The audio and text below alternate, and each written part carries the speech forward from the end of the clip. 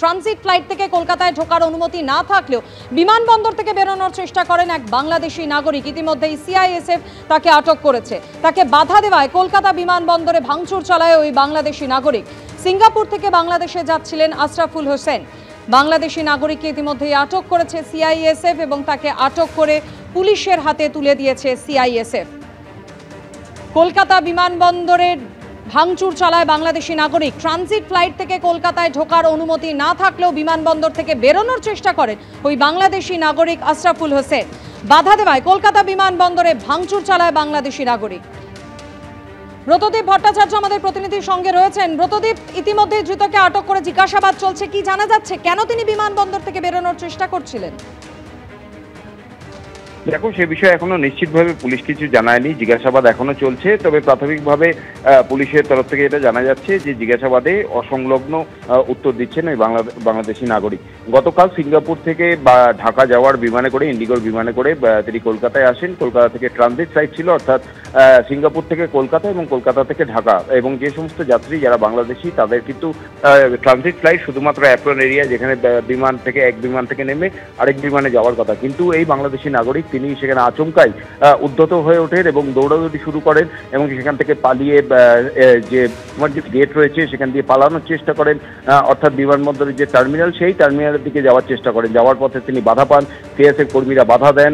শেষ পর্যন্ত বাধা পেয়ে একটি কাচের দরজা ভেঙে সেখান থেকে যাওয়ার চেষ্টা করে। পরবর্তীতে সিএসএফ কর্মীরা তাকে আটক করেন এবং আটক করে তাকে প্রথমে চিকিৎসা করানো হয় দমদম মিউনিসিপ্যাল হসপিটালে এবং তারপর এনএসসিবিআই থানার হাতে তুলে দেওয়া হয় ওই বাংলাদেশি নাগরিককে। যেটা জানা যাচ্ছে এখনো পর্যন্ত যে তাকে জিজ্ঞাসাবাদ চলছে এবং কি কারণে তিনি সেখান থেকে পালানো করেছেন সে বিষয়টি জানার চেষ্টা চলছে। তো পুলিশের যে প্রাথমিক অনুমান এবং তার পরিবারের লোকেদের সঙ্গে যোগাযোগ করে যেটা জানা গেছে যে মানসিক বিকারতা রয়েছে, তার সামান্য অসুখ রয়েছে এবং সেই কারণে এই ঘটনা কিনা নাকি এর নেপথ্যে অন্য কোনো রহস্য রয়েছে, গোটা বিষয়টা কিন্তু। অপারেশন মহাদেব, অপারেশন শিবশক্তির পর এবার অপারেশন আখাল। জম্মু কাশ্মীরের কুলগামে সেনা জঙ্গি গুলির লড়াই চলছে। আখাল এলাকায় এক জঙ্গিকে নিকেশ করেছে নিরাপত্তা বাহিনী, এক্সপোস্টে জানিয়েছে ভারতীয় সেনা। কথা বলবো সুকান্ত মুখোপাধ্যায় রয়েছেন আমাদের সঙ্গে। সুকান্ত, কি খবর রয়েছে?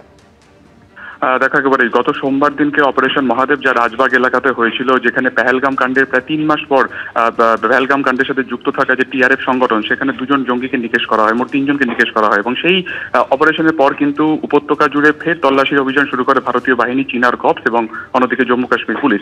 শেষ পাওয়া খবর অনুসারে যে গতকাল প্রায় মাঝরাত থেকে এই দক্ষিণ কাশ্মীরের যে কুলগাম যে ডিস্ট্রিক্ট রয়েছে তার আখাল যে জেলা রয়েছে, সেখানে এই মুহূর্তে কিন্তু ভারতীয় সেনাবাহিনী চিনার কর্পসের মাধ্যমে সেখানে কিন্তু যৌথ অভিযান চালানো হচ্ছে এবং ইতিমধ্যে একজন টেররিস্টকে বা জঙ্গিকে নিউট্রালাইজ করা হয়েছে, অর্থাৎ তাকে এনকাউন্টার করা হয়েছে এবং তার কাছ থেকে কিন্তু প্রচুর অস্ত্র, বেশ কিছু নথিপত্র, ইলেকট্রনিক ডিভাইস এই সমস্ত পাওয়া গেছে। গোটা এলাকা জুড়ে এই মুহূর্তে কিন্তু চিরুনি তল্লাশি চালাচ্ছে ভারতীয় বাহিনী। অর্থাৎ এই এক জঙ্গি রয়েছে নাকি এর সঙ্গে আরো কেউ সেখানে আশ্রয় নিয়ে রয়েছে, গোটা বিষয়টি কিন্তু তারা খতিয়ে দেখছেন।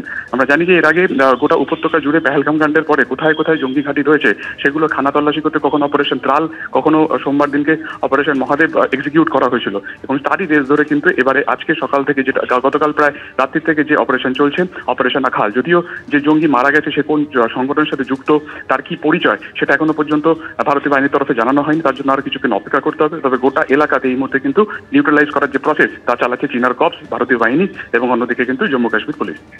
সুকান্ত, ধন্যবাদ।